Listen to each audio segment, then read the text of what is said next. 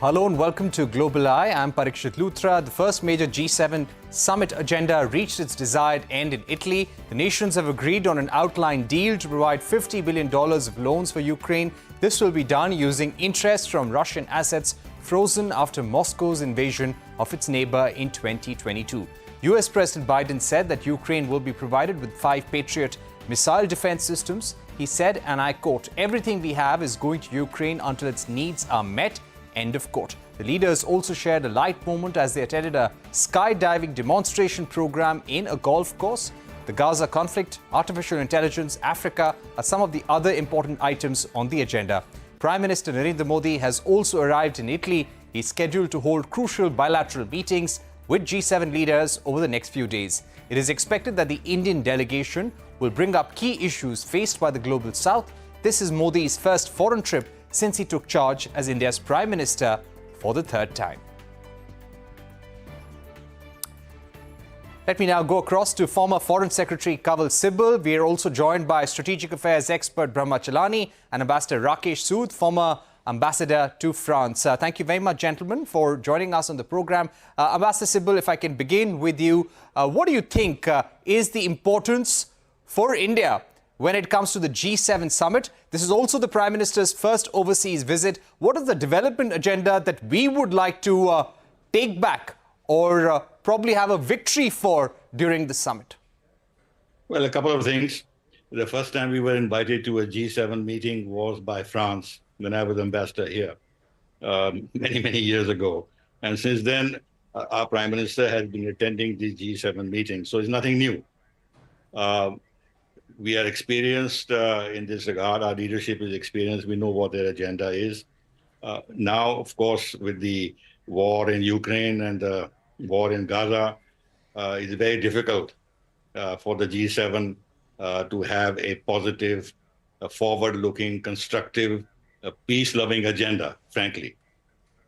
Because whatever they are doing in Ukraine especially is having great repercussions on the global financial system. This decision to confiscate or to freeze $350 billion of Russian central bank assets, which are largely in Belgium, and use the interest on these $5 billion a year to pay off the loan, loan payment by Ukraine for $50 billion aid to them is outrightly against international law.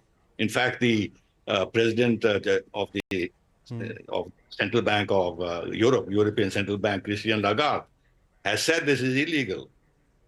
And President Putin has said that this action will not go unpunished. In fact, this is going to impose a very big blow to the sanctity of the global financial system and will have long-term repercussions. So G7 is actually in a warmongering mode, is not in a peace-mongering mode at all. And Prime Minister Modi will certainly pursue the agenda that he pursued at the G20 to sensitize them on the problems that the global South is facing, and which are not going to be resolved or addressed if this is the path down which the G7 want to go. The G7 actually lost its usefulness and its relevance to a great degree after the financial crisis of 2008. And that's how the G20 was raised to the summit level. But now if G7 continues down this path and takes more and more actions which are at variance with international law and do not actually have a perspective of peace in Ukraine, as well as in Gaza, I'm afraid the task of our Prime Minister in Italy is going to be very difficult to persuade them to change their course. It's going to be tough. Right. Yes, especially when they want to penalize Russia, they want to punish Russia and hold them accountable. Brahma Chellaney, if I can get you in at this stage, the Prime Minister had a meeting with Ukrainian President Zelensky as well. Do you think that in the third term, Prime Minister's stand on Russia-Ukraine war is going to change or will be one of continuity and status quo? Why would it change? India has been pursuing an independent approach to international affairs. Ukraine war is just one example of India's independence and neutrality. Why would it change? Because that would militate against Indian interests. Even if there had been another party in office in New Delhi, India's stance on the Ukraine war would not have been different. The fact is that the G7 member states' share of the global GDP has been on the decline.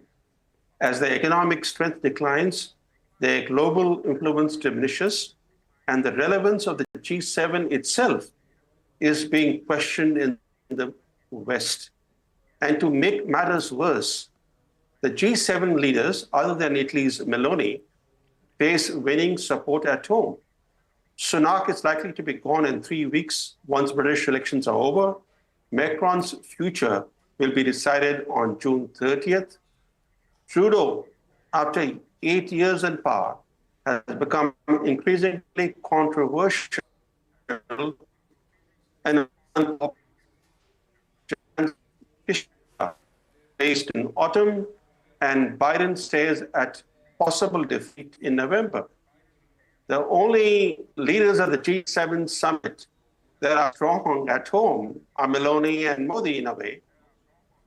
It's because of the changing world, the changing balance of power, that Prime Minister Meloni invited to the summit prominent non-Western figures, including the leaders of India, Brazil, Turkey, and the UAE. She also invited Zelensky and the Pope, who, to Zelensky's chagrin, has been calling for a ceasefire. Ceasefire has become imperative, and the Pope can play the role of an honest broker. Unfortunately, what the G7 summit is highlighting is America's and the West's deepening involvement in the Ukraine war. The two important decisions from this summit: one, America's 10-year security agreement with Ukraine, and the other is a $50 billion loan to Ukraine that will be repaid with stolen interest generated on the frozen Russian central bank assets. So both the steps are not exactly conducive to the West's own long-term interests. Right. Mr. Chellaney, I think we're having some issue with your line as well. Your video had frozen for a second on the program. I'll request you to log off and log in. Let me now also go across to Ambassador Rakesh Sood at this point. Ambassador Sood, now, keeping in mind the development agenda that Prime Minister Modi has in his third term, what would we like to take away, or what is the message that we would like to deliver at the G7? I think Prime Minister Modi would like to focus on some of the achievements of the G20 summit that was hosted by India last year. And among those, one of the key issues would be the global digital infrastructure. That was a major point of focus. And AI, which is part of the global digital infrastructure, is one of the items on the agenda of the G7. Now, frankly, I am not aware as to what the G7 has been able to achieve or what the discussions on AI were in Italy. But we do know that there is an EU law on AI that has been adopted. There is also a presidential order, a White House notification that US has put out. UK had hosted an AI safety meeting last year in November. So there are a number of efforts underway here. Now, whether Prime Minister Modi was able to point to what were India's special interests, because India has its own experience vis-a-vis digital infrastructure. And we have done certain things which we have demonstrated are scalable for a population of 1.4 billion. I think that is something which the Global South is interested in. So that would be something. Other than that, I think I would tend to agree with both Ambassador Sibal as well as Brahma in terms of the fact that on Ukraine or on Gaza, there would be very little that we would be able to contribute in terms of peace building or peacemaking. As we know, this meeting, the G7 meeting, is going to be followed by a meeting in Switzerland called a peace conference. This is supposed to be on Ukraine. President Zelensky will be there.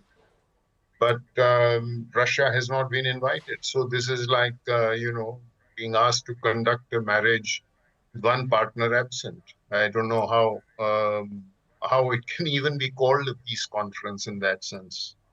So that's where I would think is... Right. Okay, let me go across to Ambassador Sibal once again. Ambassador Sibal, now again coming to the meeting with Ukraine. When it comes to the upcoming peace summit, yes, Ukraine wants the Prime Minister to join. We are still deciding our level of representation for this meeting. What do you think President Zelensky would be expecting from India in terms of the role that India should play behind the scenes? Look, this is a bit ridiculous. India at the Prime Minister level should not attend the peace summit. Look, of the 5 BRIC members, original members, 4 are not going. Okay, China and Russia, one can expect, but Russia has not been invited and China has said no, but Brazil and South Africa are also not going. And India should not break ranks with the BRICS so easily. However, we've always said that we want a way out of this conflict through dialogue and diplomacy. So even if an effort is being made which is manifestly deficient, but which has as its objective some kind of peace, India should not turn its back on it entirely. And therefore, as we have done in the past, we have participated in the 4 earlier meetings, we should do it at a senior bureaucratic level, at which we should state our position very clearly that you can't have a peace unless Russia is part of the initial discussions. You can't dictate to Russia the decisions that might be taken or the line or the approach that might be agreed in terms of future peace at this summit without Russia. So it's a non-starter, and we should not sully our own position by the Prime Minister going there at all, or the Foreign Minister going. As I said, it should be at a senior bureaucratic level, and that should be enough, because we have also to see what our equities are with the West, with the United States. Now, Jake Sullivan is a very prime move of this whole affair, and I believe he's visiting India or will visit India shortly. And we have a lot of equities, as I said, with the United States. Therefore, we can't entirely rebuff the United States. So this will be a neat way out. It will essentially be a listening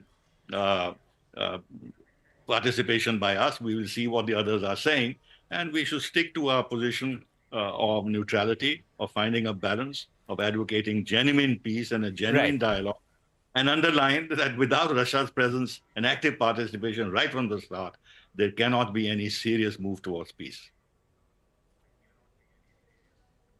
Okay, Brahma Chellaney, coming to you on the China question, I think one thing which is occupying a lot of mind space of the G7, apart from the war in the Middle East and the war in Ukraine, is China's trade and economic policy. The large-scale subsidies that China is giving, which is overcrowding and oversupplying global markets with cheap electronic goods, electric cars, electric two-wheelers that they are worried about. Also, China's large impact on global supply chains. What do you think will be G7's message vis-a-vis China? The problem for the G7 member states is that because of their growing involvement in the Ukraine war, their space to deal with China is getting constricted. Their policy toward China is so constrained that if you look at Biden's approach, he has imposed no sanctions on any Chinese entity for doing business with sanctioned Russian entities. That underscores the fact that US can ill afford to antagonize China at this juncture, because if China and Russia were to formalize a military alliance, that would be America's worst geopolitical nightmare come true. So the deeper the West gets involved in the Ukraine war, the less space they have to deal with China's expansionism or with China's economic diplomacy and its no-holds-barred trade approach, which is to dump goods, to expand its market share, to source resources from other parts of the world. There is very little leverage that the West has as long as it is involved in a growing confrontation with Russia. Right. Let me take a break at this point. When we return, we'll go across to Ambassador Rakesh Sood about our relationship with some of the key partners we've had bilateral with, including France. What next for the India-France relationship, the India-Italy relationship? We will be discussing that in detail in just a bit. We'll request all our guests to stay with us. We'll be right back.